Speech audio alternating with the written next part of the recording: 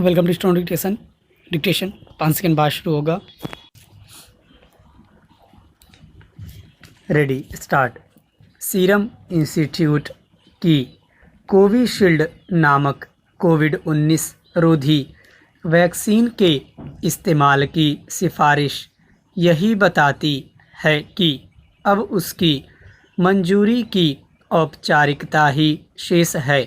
आशा की जा रही है कि टीकाकरण का देशव्यापी अभ्यास पूरा होने के साथ ही उसके अमल का विवरण भी सामने आ जाएगा। निस्संदेह यह विवरण राहत की एक बड़ी खबर और नए साल के तोहफे की तरह होगा, क्योंकि वैक्सीन का बेसब्री से इंतज़ार हो रहा है। यह बेसब्री इसलिए और बढ़ गई है क्योंकि अमेरिका, ब्रिटेन समेत कई देशों में टीकाकरण शुरू हो गया है। अच्छी बात यह है कि सीरम इंस्टीट्यूट के साथ साथ अन्य कंपनियों की भी वैक्सीन मंजूरी के इंतज़ार में हैं। इन्हें भी मंजूरी मिलने से टीकाकरण के अभियान को गति देने में मदद मिलेगी। इसे गति देने की ज़रूरत भी होगी क्योंकि पहले चरण में ही 30 करोड़ लोगों के टीकाकरण का लक्ष्य है।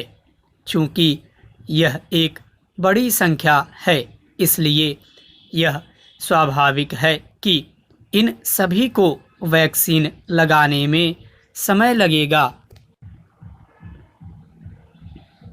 टीकाकरण अभियान सही तरह से चले और पात्र लोग ही बिना किसी परेशानी और गफलत के उससे लाभान्वित हों।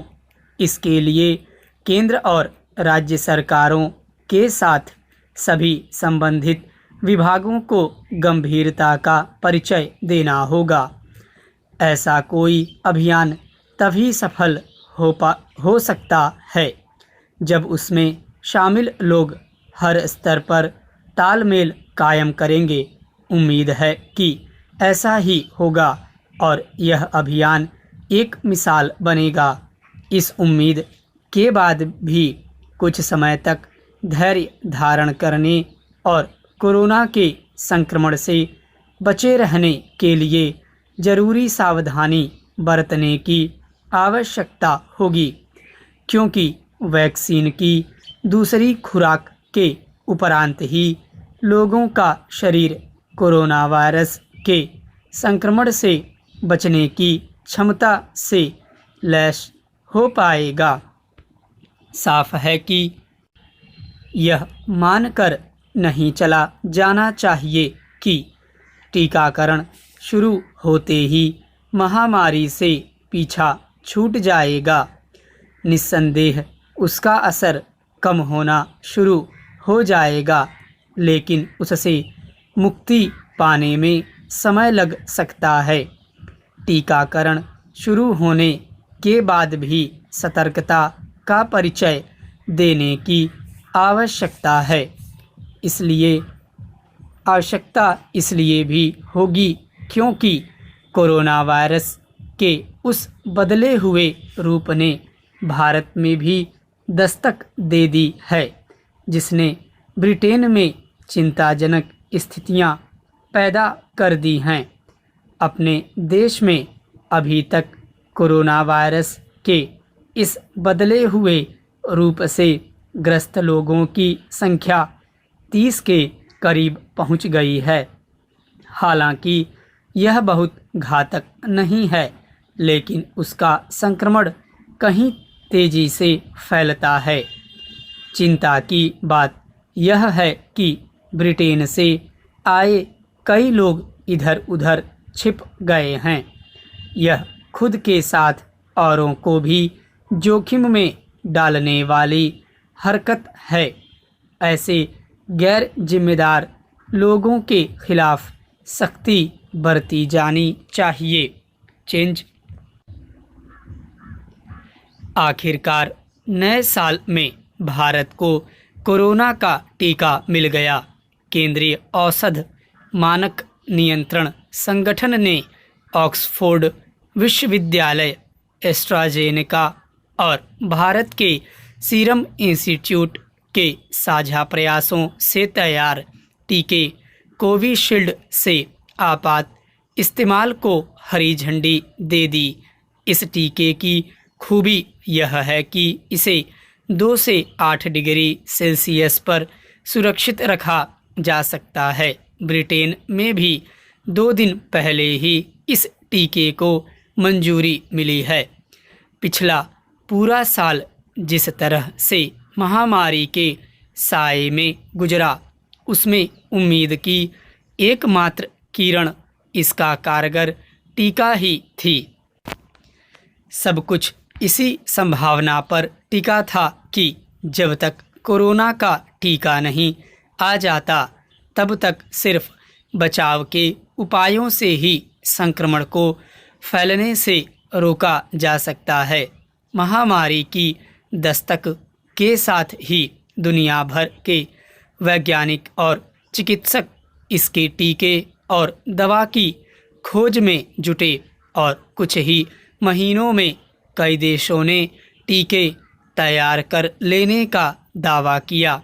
अमेरिका, रूस, चीन जैसे देशों में तैयार टीकों का कई देशों में परीक्षण पूरा हो चुका है और इनके इस्तेमाल की दिशा में बढ़ा जा रहा है। भारत भी दुनिया के उन अग्रणी देशों में रहा जिन्होंने टीका विकसित करने के काम को एक चुनौती के रूप में लिया और सीरम इंस्टीट्यूट, भारत बायोटेक सहित कुछ कंपनियों ने टीके तैयार किए। पिछले दिनों इन कंपनियों सहित अमेरिकी कंपनी फाइजर ने भी DGCI के समक्ष अपने टीकों के आपात इस्तेमाल की इजाज़त मांगी थी। भारत की आबादी को देखते हुए टीकाकरण एक तरह का महाअभियान है। कुछ ही महीनों में करोड़ों लोगों को इसकी खुराक दी जानी है। सबसे पहले किसे दिया जाए, इसे लेकर भी प्राथमिकता तय हो चुकी है। कोरोना महामारी से निपटने में स्वास्थ्य कर्मियों व बुजुर्गों को सबसे पहले इसे दिया जाना है। सीरम ने इस महीने 10 करोड़ खुराक का उत्पादन कर लेने की तैयारी कर ली है। टीकाकरण को लेकर अब तक जिस तरह की तैयारियां हुई हैं और पिछले हफ्ते जिस तरह से इसके प्रयोग को लेकर पूर्वाभ्यास हुए, उससे तो लग रहा है भारत इस काम को बखूबी पूरा कर ले जाएगा। यह तो तय था कि जल्द ही टीका उपलब्ध होगा, लेकिन बड़ी चुनौती यह थी कि इसे देश भर में सुरक्षित रूप से ज़रूरतमंदों तक पहुंचाया कैसे जाएगा। टीके की आपूर्ति और भंडारण सहित सारी तैयारियां समय से पूरी कर ली गईं और इसे देश के हर राज्य तक पहुंचाने के लिए वायुसेना को भी सतर्क रखा गया है। कोरोना को हराने के लिए प्रधानमंत्री शुरू से ही बचाव के उपायों पर जोर देते रहे हैं। इसमें कोई संदेह नहीं कि टीका आ जाने और लग जाने के बाद भी सुरक्षित दूरी और मास्क लगाने जैसे उपाय ही लोगों को महामारी से बचाएंगे और इनकी अनदेखी हमें फिर से गंभीर संकट में डाल सकती है।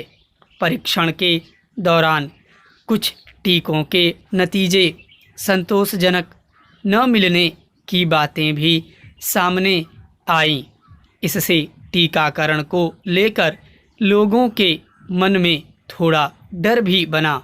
इसीलिए प्रधानमंत्री ने भी टीकाकरण को लेकर अफवाहों से बचने और बचाव के उपायों का सख्ती से पालन करने पर जोर दिया है। हालांकि टीके वर्षों के लंबे प्रयोगों और परीक्षणों से गुजरने के बाद ही उपयोग के लिए बाजार में लाए जाते हैं, लेकिन वैज्ञानिकों ने संपूर्ण मानकों के तहत जितने कम वक्त में कोरोना के टीके तैयार किए, इसके लिए वे बधाई के पात्र हैं। ऐसे में टीकाकरण को लेकर भयभीत होने की ज़रूरत नहीं है। पर्याप्त जन भागीदारी से इस अभियान को सफल बनाकर हम महामारी को हरा सकते हैं। स्टॉप।